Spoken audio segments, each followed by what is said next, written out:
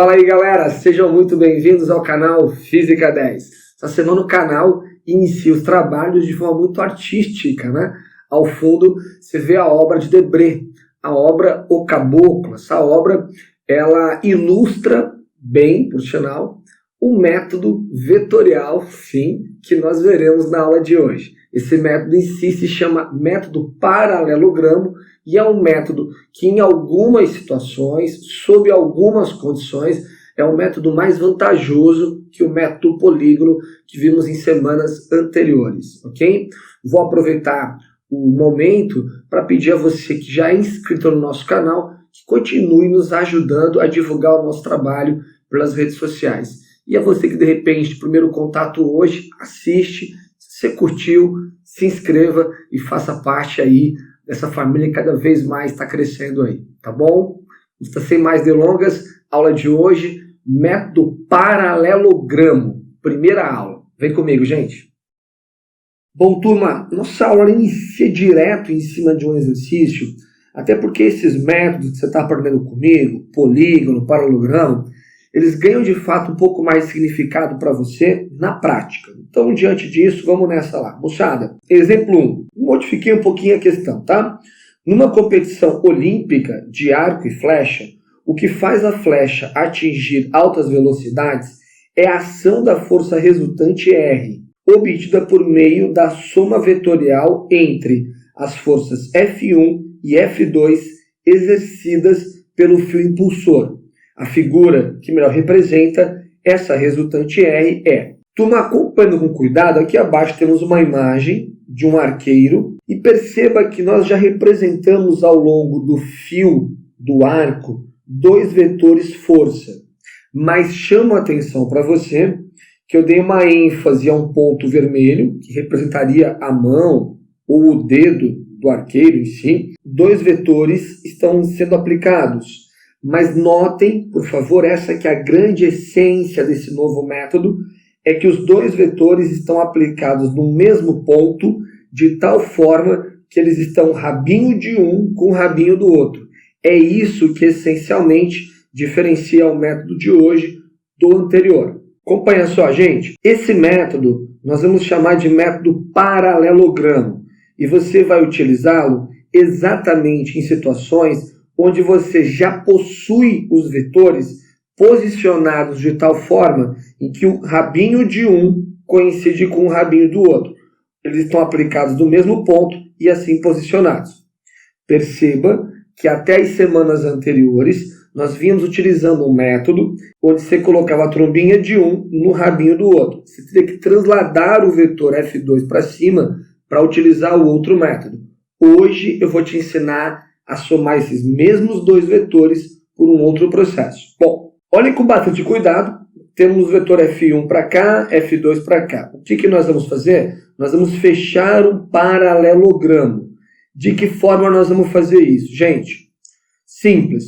Você vai simplesmente na trombinha de um dos vetores e você vai fazer uma linha paralela ao outro vetor. Notem, na trombinha do F2, eu fiz uma linha paralela a F1. Agora eu vou na trombinha do F1 com bastante cuidado e vou fazer uma linha paralela a F2. Notem só. Com isso, nós fechamos um paralelogramo. Por isso assim se chama o método. Mas perceba com cuidado o que acabou de acontecer. Tínhamos F1, tínhamos F2, traçamos duas retas paralelas e houve um ponto de cruzamento desses prolongamentos. Se você unir o início com esse ponto de cruzamento, você vai dar origem ao nosso vetor resultante. Então perceba que o arqueiro, através da atuação dessas forças, proporciona à flecha um vetor resultante horizontal para a direita, o que me mostra que o melhor item é o item B, como resposta. Tudo bem, gente? Bom, o que você acabou de ver foi a parte mais qualitativa, a parte geométrica, o desenho em si do método polígono. Nós vamos usar a próxima questão para te mostrar a parte matemática, né? Como você quantiza o método paralelogramo, tá bom? Vem comigo, gente. Exemplo 2, galera. VUNESP. Um paciente é submetido a uma tração, conforme indicada na figura, onde as roldanas P e R e o ponto de apoio Q no queixo estão no mesmo plano horizontal. Nessas condições, pode-se afirmar que a intensidade da força resultante. Perceba, gente, que o que essa questão nos pede é o valor do resultante, aplicada no queixo do paciente. Quanto é isso aproximadamente? Bom, gente, primeiramente, eu vou pedir para você imaginar que o nosso ponto de aplicação das forças seja esse ponto em vermelho que é o queixo. Bom, gente, acho que a primeira coisa que vale a pena comentar com você é que nem eu, nem você gostaríamos de ser esse paciente, não é verdade? Esse método aí, que tem um teor assustador dos mais elevados, a questão chama de tração, você também pode chamá-lo de descompressão vertebral. Ele basicamente consiste em você puxar, né, o teu queixo, a tua cabeça para cima, pendurando pesos ao longo da sua cabeça. Perceba que do lado do queixo do cara vai ter um fio que vai estar ligado aí a uma força, a um peso de 30 kgfs, e do outro lado um outro fio que vai estar ligado a uma outra força, a um outro peso também de 30 kgfs. Nós não chegamos ainda a trabalhar com você essa unidade kgf aqui no Física 10, mas o faremos, tá? No futuro, quando chegar a dinâmica, nós vamos trocar uma ideia com você sobre kgf. Por hora, basta que você saiba que kgf é uma unidade de força. Pois bem, se eu penduro 30 kgfs do lado de cá do seu queixo, da sua cabeça, e mais 30 aqui, qual é o resultante no seu queixo? Um leigo provavelmente apostaria nos 60. 30, 30, 60. Será que dá 60? Outra coisa, moçada, para responder essa pergunta para você, eu vou planificar o desenho. Basicamente, do mesmo jeito que você está me vendo agora, vendo um vetor para cá e um outro vetor para cá, eu vou representar esse desenho para você aqui na nossa lousa. E com base nisso, nós vamos te mostrar como é que você usa uma relação matemática que você viu comigo há algumas aulas atrás, adaptada para chegar a esse valor de força resultante, tá bom? Vem comigo então, gente. Bom, galera, como eu falei para você, eu vou planificar. Então, queria que você imaginasse que isso aqui é o queixo do nosso paciente, aquele ponto em vermelho. E ó, eu estou representando para você, ó, que vai ter uma força F1 para a esquerda, que podia muito bem ser esse fiozinho aqui, ó, que você vê. E notem que ele está ligado a um peso de 30 kgfs. E uma outra força F2, que poderia numa boa ser aquela outra força lá em cima, gente, ó, que também está ligada a mais 30 kgfs. Pelo que você acabou de ver comigo, para você representar o vetor resultante, muito simples. Você vai na trombinha de um vetor e faz uma linha paralela ao outro. Ó, na trombinha do F1, uma linha paralela ao F2. Na trombinha do F2, uma linha paralela ao F1. Você vai sempre juntar o início com o ponto de cruzamento. E ao fazer isso, você descobre que o queixo do cara está sendo empurrado para cima. Mas dessa vez você quer quantificar isso. Você quer saber quanto vale esse resultante. Se F1 vale 30, F2 vale 30, quanto vale o resultante? Preste muita atenção no que eu vou te falar agora, moçada. O método paralelogramo, ele usa na forma de quantificação esse ângulo aqui, ó, o ângulo entre o vetor F1 e o vetor F2. Se você voltar à figura, você vai perceber que esse ângulo vale 60 graus para a gente. É esse ângulo que a gente vai utilizar. No entanto, antes de eu posicionar os 60 graus ali e iniciar um cálculo com você, eu vou te mostrar um esquema, uma jogada, uma diferenciação que o método paralelogramo tem em relação ao método polígono. Eu peço muita atenção de você nesse momento da aula, nós vamos discutir com você uma coisa que gera muita dúvida nos alunos. Se você prestar atenção, bastante cuidado, você não vai decorar, você vai entender, e isso para mim que é o mais importante, tá bom? Acompanha só o que eu vou te mostrar. Bom, gente, há algumas semanas você está discutindo comigo um jeitão de somar vetores.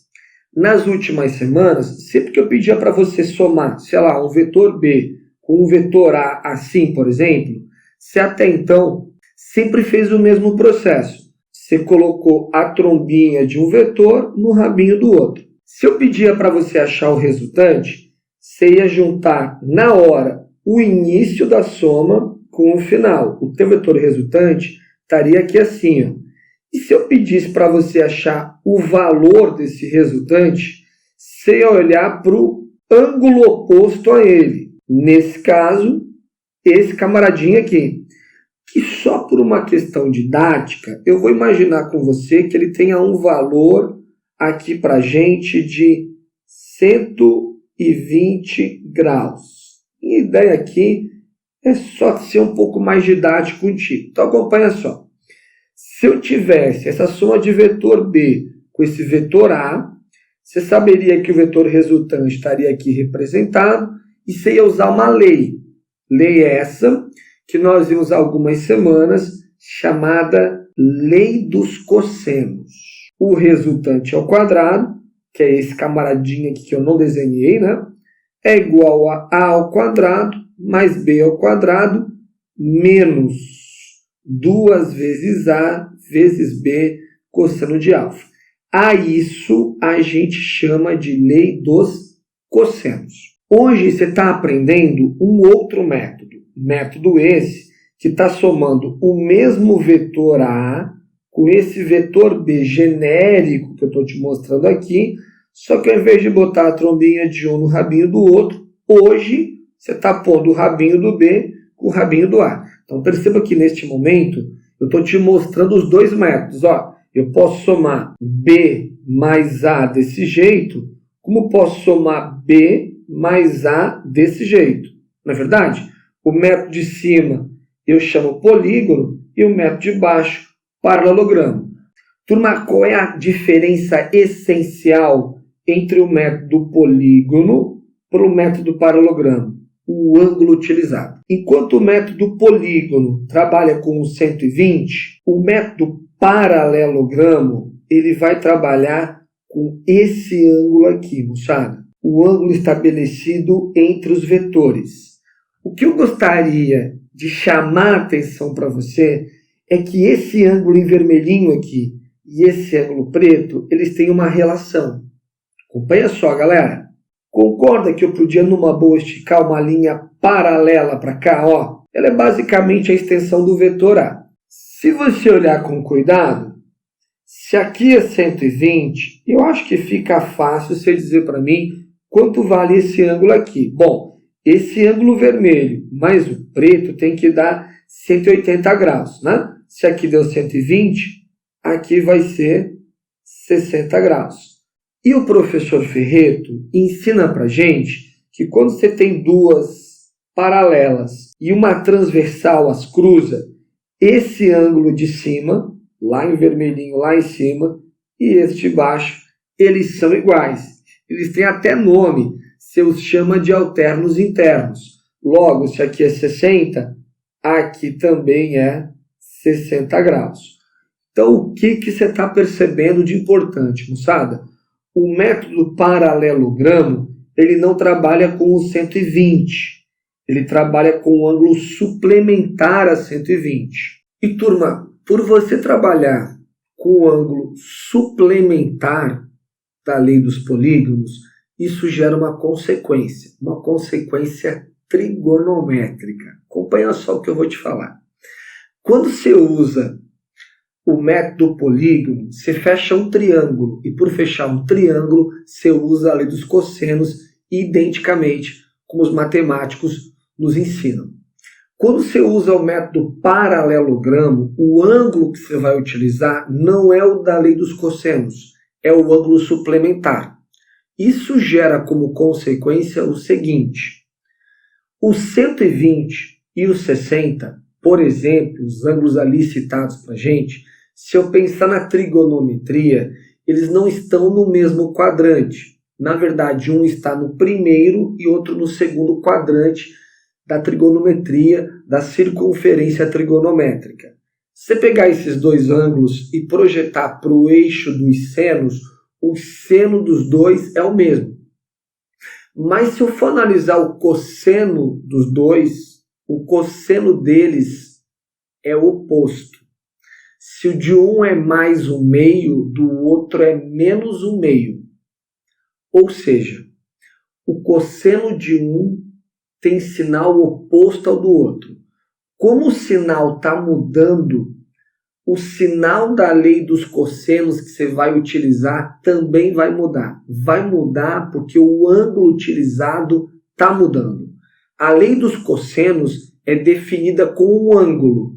Como você está pegando o suplementar, no meio não pode ficar o mesmo sinal. Se na lei dos cossenos é sinal de menos, pelo método paralelogramo que está usando o ângulo suplementar, vai aparecer um sinal de mais. Acompanha só, gente.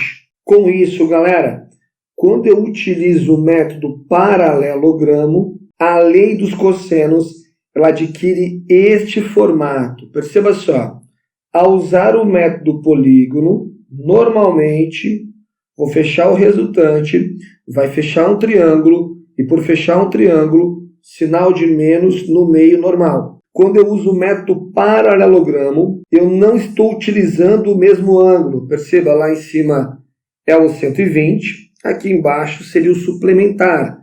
Como eu mudei o ângulo, no meio eu mudo o sinal adotado. Enquanto lá é menos, aqui é mais. Turma, para deixar isso bem claro, eu vou voltar naquela questão que nós paramos há pouco ali, para te mostrar como você quantifica aquele valor. Vem comigo. Bom, turma, se nós voltarmos ao nosso contexto que estávamos antes, você percebe que o nosso paciente citado tem no queixo dele aplicado duas forças, F2, que vale 30 kgfs, e F1, que também vale 30 kgfs. A gente já havia representado para você que a força no queixo do cara seria uma resultante vertical para cima. No entanto, o que o problema nos questiona é o valor dessa resultante. E você acabou de ver comigo que o método paralelogramo ele vai utilizar sempre o ângulo entre os vetores. No nosso caso, esse ângulo está na figura, ele vale 60 graus. Isso nos gera um problema, porque se eu tiver que achar esse resultante, a relação utilizada para encontrar esse resultante é a lei dos cossenos. No entanto, é a lei dos cossenos adaptada, porque você não está fazendo a lei dos cossenos com o ângulo que os matemáticos a deduzem. Você está pegando o ângulo suplementar. Por isso que no meio alterou o sinal. Temos um sinal de mais ali. Se eu vou usar o método paralelogramo, no meio é sinal de mais. Só guardar isso, moçada. Diante disso, o nosso resultante ao quadrado fica assim, ó. Vou pegar um dos catetos, F1, no caso 30 ao quadrado, mais o outro cateto, a outra força, 30 ao quadrado. Não esquecendo jamais, no meio entramos com um sinal de mais. 2 vezes 30, vezes 30, vezes o cosseno do ângulo entre os vetores. No nosso caso, cosseno de 60 graus.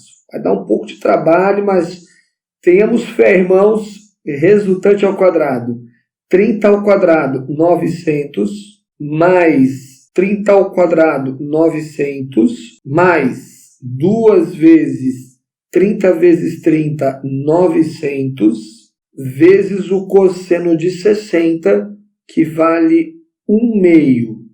Moçada, simplificamos esse 2 multiplicando com esse 2 dividindo e percebemos com isso que o nosso resultante ao quadrado vai ficar assim, ó, 900 mais 900, 1.800, mais 900, 2.700.